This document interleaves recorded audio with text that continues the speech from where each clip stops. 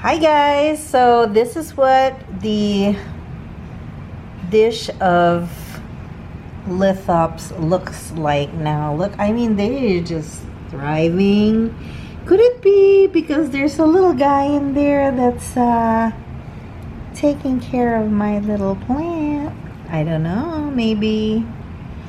But it just, look at it. Look at this one. Just poof. Poof. Oh, this one's gonna dry it up. I don't know why.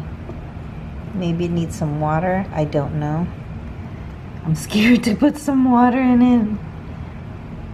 Why am I so scared? Because remember, people say don't put too much water into it. But show you the other dish that I have, the one that I saved from the birds. Remember that? Hold on. Look at him now.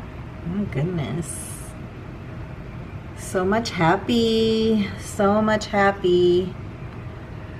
So I'm hoping that it fills up this whole dish right here. That'd be cute, huh? Little hedgehog. Thanks for watching. Watch out for my next video. It's gonna be good. Maybe not the one. It's all good anyway. The surprise that I have for you is gonna take a little while because there's some preparation needed. So we'll see you then. Bye.